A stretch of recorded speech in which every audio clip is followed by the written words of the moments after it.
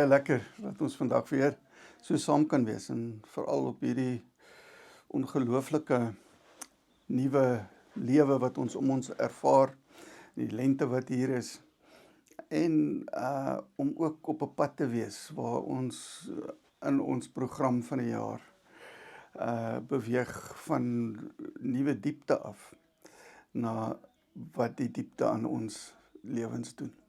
Kom ons word stil voor die Here. Here, U is die Alfa en die Omega, die begin en die einde, die een wat is en wat was en wat kom. U is die Almagtige en ons is hier om U te aanbid. Amen. Broer, suster, mag genade en vrede vir jou vermeerder word deur die kennis van God, van ons Here, Jesus Christus. Ons gaan vanoggend saam lees uit Johannes 4 en ons gaan die eerste gedeelte lees waar vir ons die verhaal vertel word van Jesus en die vrou by die put. Johannes 4 vers 1 tot 26. Met die Bybel so voor ons oop, kom ons word 'n oomblik stil voor die Here. Here, baie dankie vir die voorreg om die Bybel te kan lees, om dit te kan hê. Baie dankie vir alles wat hierin vir ons geskryf is. Dat daar soveel verhale is wat oor soveel duisende jare vertel is en dat ons dit vandag weer kan lees. En as ons nou lees en daaroor praat, vra ons Here dat wat ons doen, U naam sal verheerlik. Amen. As julle verlede week se prediking onthou, dan het ons gesprek gehoor. 'n Gesprek tussen Jesus en Nikodemus, wat in die nag na Jesus toe gekom het. Dan kry ons daarna 'n getuienis, iemand wat in die lig is, soos daarvan gepraat word, Johannes die Doper. En Johannes die Doper vertel eintlik wie Jesus is. En dan lees ons in hoofstuk 4 hoe Jesus, eintlik word dit beskryf, hy moet deur Samaria gaan, maar hy het nie nodig gehad nie. So as 'n mens mooi kyk, dan kies Jesus om deur Samaria terug te gaan na Galilea toe. En die rede daarvoor lees ons dan nou in die eerste paar verse van Johannes 4. Kom ons lees Johannes 4 van vers 1 af. Toe Jesus verneem dat die Fariseërs gehoor het, hy werf en doop meer disippels as Johannes, hoewel Jesus self nie gedoop het nie, maar sy disippels, het hy Judea verlaat en weer na Galilea vertrek. Hy moes egter deur Samaria gaan. Hy kom toe in 'n dorp in Samaria met die naam Sigar, naby die stuk grond wat Jakob aan sy seun Josef gegee het. Dit is waar die fontein van Jakob was. Uitgeput van die reis, het Jesus daar by die fontein gaan sit. Dit was ongeveer die 6de uur. Daar kom toe 'n vrou uit Samaria om water te skep. En Jesus sê vir haar, "Gee vir my water om te drink." Sy disippels was reeds weg dorp toe om kos te koop. Die Samaritaanse vrou sê toe vir hom, "Hoe is dit moontlik dat u wat 'n Jood is vir my 'n Samaritaanse vrou water vir hom te drink?" Jode meng immers nie met Samaritane nie. Jesus het haar geantwoord, "As jy van die gawe van God geweet het, en wie dit is wat vir jou vra, gee vir my water om te drink, sou jy hom gevra het, en hy sou vir jou lewende water gegee het." Die vrou sê vir hom, "Meneer, u het nie eers 'n skepting nie, en die put is diep. Waarvandaan kry u dan die lewende water? U is tog nie belangriker as ons vader Jakob nie. Hy wat die put aan ons gegee het, en self daaruit gedrink het, en ook sy seuns en sy vee?" Jesus het daar geantwoord, "Elkeen wat van hierdie water drink, sal weer dors kry. Maar wie van die water drink wat ek hom gee, sal tot in ewigheid nooit dors kry nie. Die water wat ek hom gee, sal in hom 'n fontein van water word, wat opborrel tot die ewige lewe."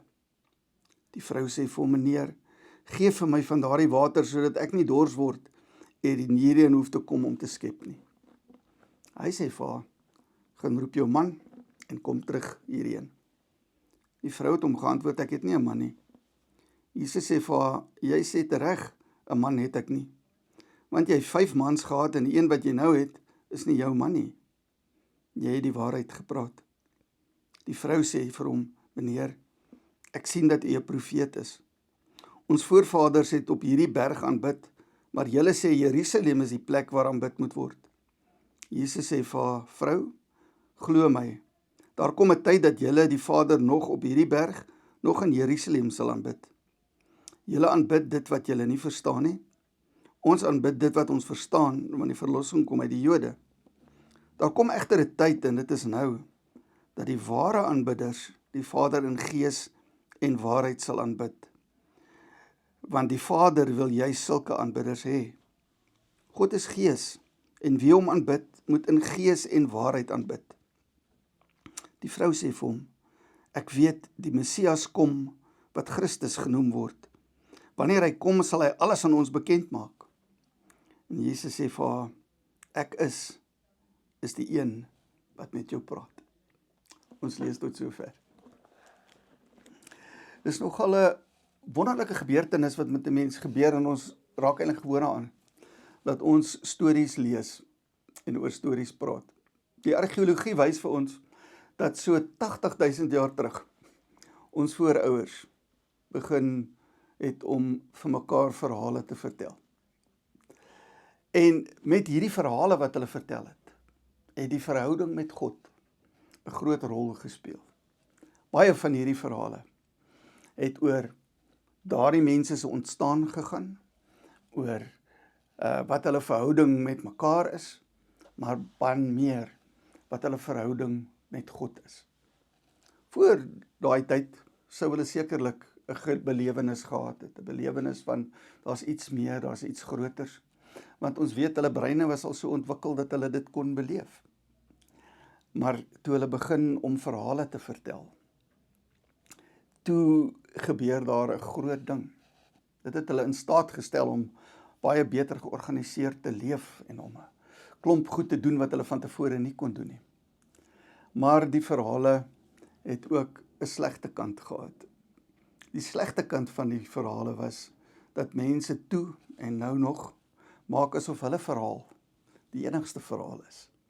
Asof hulle verhaal die verhaal is waaroor dit eintlik gaan. Dat hulle verhaal eintlik die waarheid is. En as Johannes dan vir ons 'n verhaal vertel oor Jesus, is dit interessant dat hy 'n verhaal vertel oor verhale. En dit kom so mooi uit in wat hier gebeur tussen Jesus en die Samaritaanse vrou. As Jesus by haar kom, dan praat hy met iemand wat 'n mens eintlik nie sou dink hy moes mee praat nie.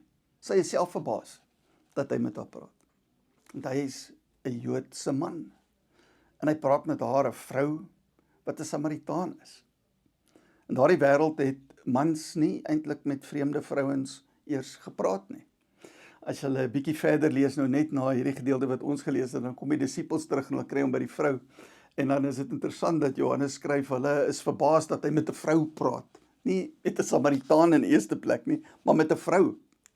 So in daardie stukkie wat daar gebeur, kan 'n mens dink dat hulle nog minder gedink het van 'n vrou as van 'n Samaritaan. En dan is dit hierdie vrou wat vir Jesus vra, hoekom vra jy vir my water? En sy voel eintlik sy het die mag in haar hande. En sy is besig om die storie uit te speel. Die storie wat Jode en Samaritane oor mekaar gemaak het. Die storie wat Jode vertel dat Samaritane sleg is, en dat Samaritane nie werd is om eintlik te leef nie, en dat 'n mens jou nie eintlik meng met 'n Samaritane. Tragies dat daai storie nou nog in haar dieselfde omgewing uitspeel, en dat Jode Palestynë kan doodmaak, en Palestynë Jode kan doodmaak, oor die stories wat hulle vertel, en oor die stories waaraan hulle vashou.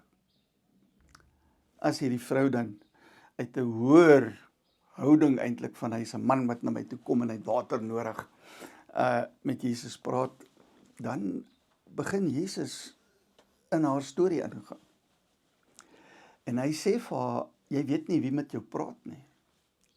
Want ek is die een wat vir jou water vra, maar ek is ook die een wat vir jou die lewende water kan gee. Water wat as jy van hierdie water drink, jy nooit weer dors gaan kry nie. Water wat van jou 'n fontein van lewe gaan maak vir ander. Ek kan hierdie water gee. Die vrou is so vasgevang in haar storie, dat sy nog nie verstaan waaroor hierdie water gaan nie. Haar storie beperk haar tot 'n klein wêreldjie waarin sy leef.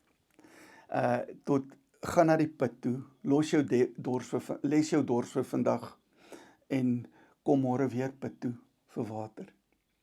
En daarom dink sy dadelik, as ek hierdie water het, hoef ek nie elke dag na hierdie put toe te loop nie. Ook nie op die middag hitte, sodat die ander vrouens my nie sien en my verkleineer oor wie ek is nie. En dan, as sy sê, Here, gee my hierdie water, dan kom Jesus nog nader en dieper in haar storie in. En dan sê hy vir haar, gaan haal jou man. En dan sit hy sy vinger eintlik op haar dors. Op die dors wat dieper gaan, is dit wat jy met 'n kruik water kan les. En as sy sê, ek het nie 'n man nie, dan maak hy nog dieper oop en sê, ja, ek weet. Ek weet dat jy 'n vrou van twyfelagtige sedes is. Dis hoekom jy hierdie tyd vir die dag hier is. Ek weet van jou geskiedenis, ek ken jou en ek het jou opgesoek. En daar maak hy natuurlik wat ons verlede week gehoor het waar. Johannes 3 vers 16, God het die wêreld so lief gehad, dat hy sy seun gestuur het, sodat elkeen wat in hom glo nie verlore mag gaan nie, maar die ewige lewe kan hê. Vers 17, God het nie sy seun na die wêreld gestuur om die wêreld te veroordeel nie, maar dis so die wêreld deur hom verlos kan word. En hy kom veroordeel haar nie. Hy noem net waar haar dors lê. En sonder om haar te veroordeel, sit hy sy vinger op dit wat sy die nodigste het, om die water van die lewe te kan drink, en om daardie dors geles te kry. En dan sien ons die wonder eintlik van Jesus wat hierdie vrou opsoek. Nikodemus het Jesus kom opsoek, al was dit nou in die nag. Hy was daar 'n ou wat ons sou gesê het, hy is 'n kerkman. Hy doen daarmee regtig goed. En maar Nikodemus is ook, al is hy daar, in sy eie storie vasgevang gewees. Hierdie vrou is nie eintlik 'n kandidaat vir Jesus se opsoek van haar nie. Sy is nie eintlik werd nie. Sy is 'n vrou. Sy is 'n Samaritaan. Sy het twyfelagtige sedes. En vir niks hiervan, van haar storie, wat deel is van wie sy is, neem Jesus haar kwaadlik of veroordeel hy haar nie.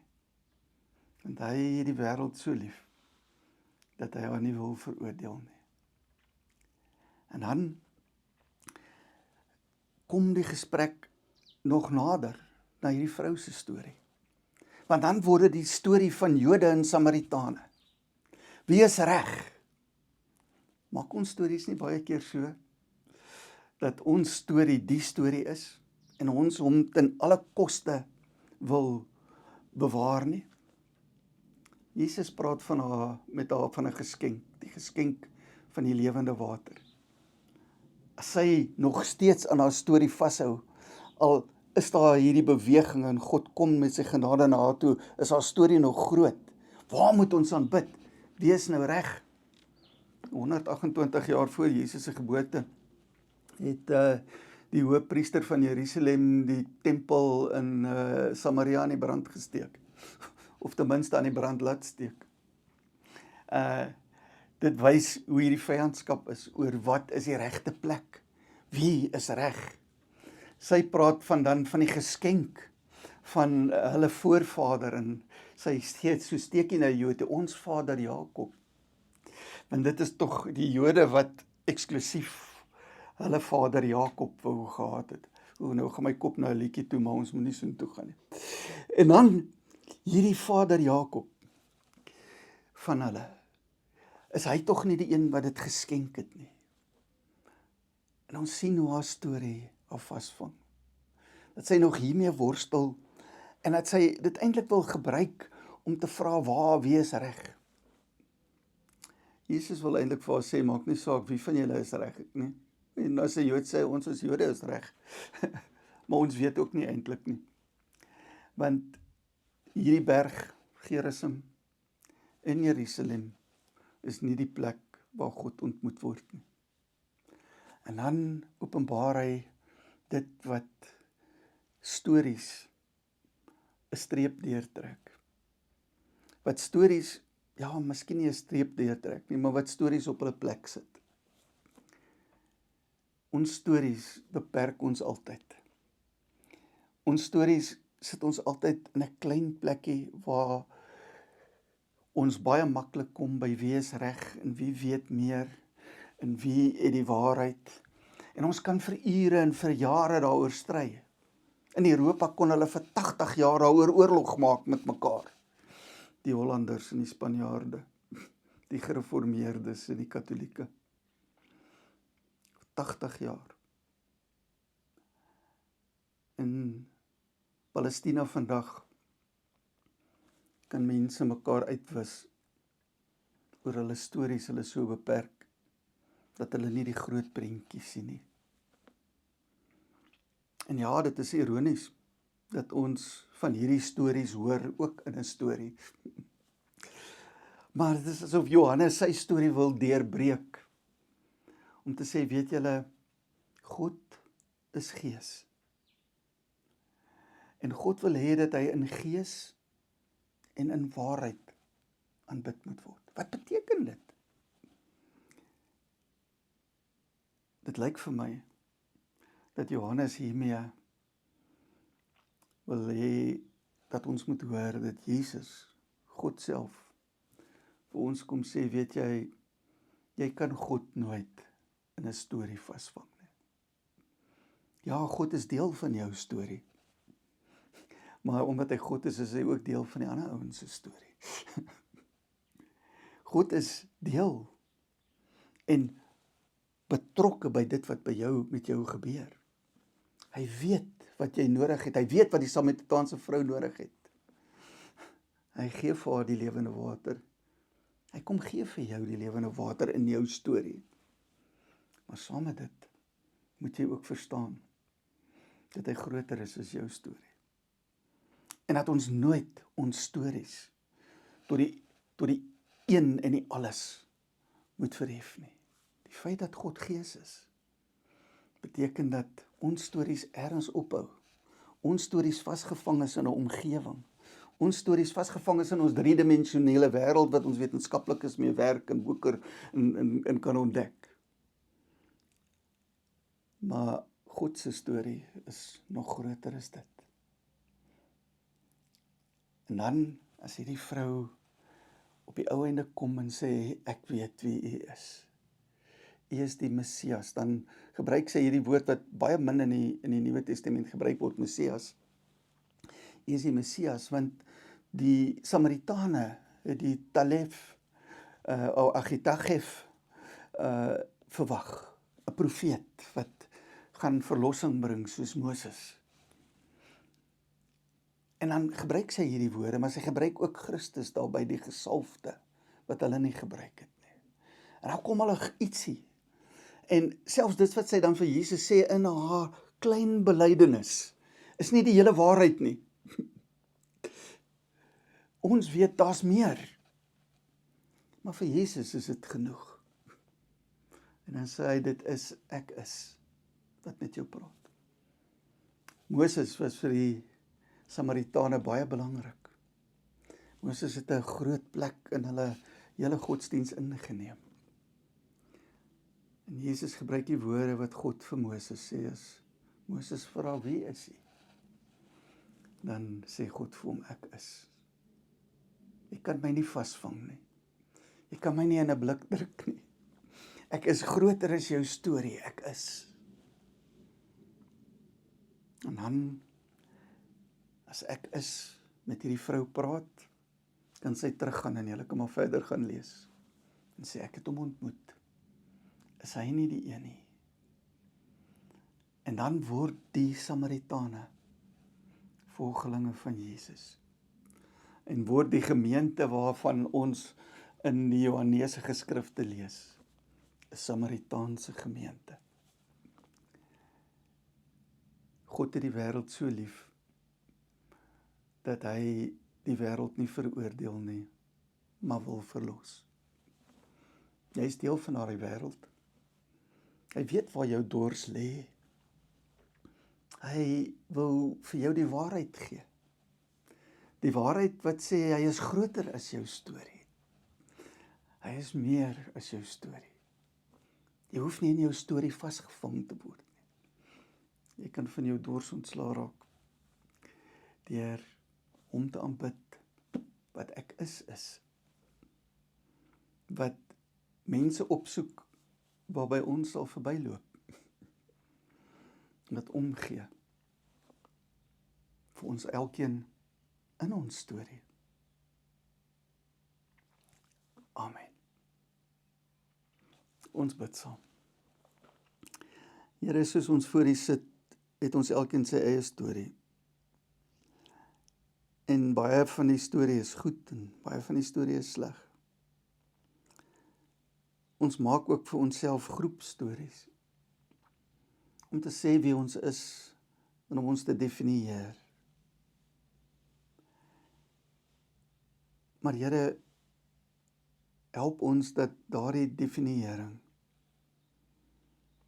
ons nie op die plek sal sit dat ons dink ons storie is die enigste storie nie. Dankie dat U verhaal met ons nooit ophou nie. Dankie dat U in ons verhaal inkom en ons ontmoet daar waar ons dors lê. Here, gee vir ons daardie lewende water.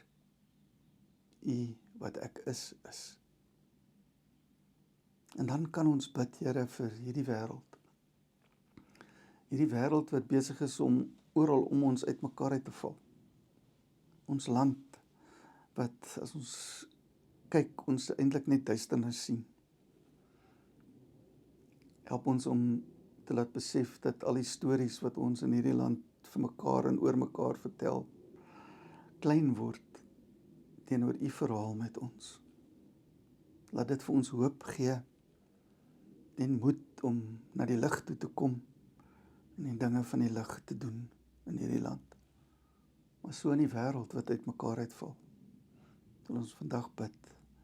Bid vir hulle wat pyn het. Hulle wie in hierdie week hulle kinders aan die dood moes afstaan oor wat 'n vyand aan hulle gedoen het. Hulle wat so in hulle storie opgeneem is dat hulle ander mense kan uitmoor en kan aanval. Wees ons genadig. Amen.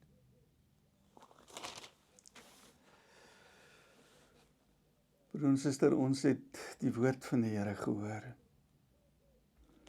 Hierdie Here wat groter is as net jou verhaal. Hierdie onbeskryflike Here wat ons bely as die Vader en die Seun en die Heilige Gees. Is die Here wat in waarheid hierdie week pad vorentoe deel is van jou storie en saam met jou op die pad gaan. En gaan met die vrede wat hy vir jou gee. Broer, suster, die Here sal jou seën en jou beskerm. Die Here sal oor jou glimlag en jou genadig wees. Die Here sal jou gebede verhoor en vir jou sy vrede gee. Amen.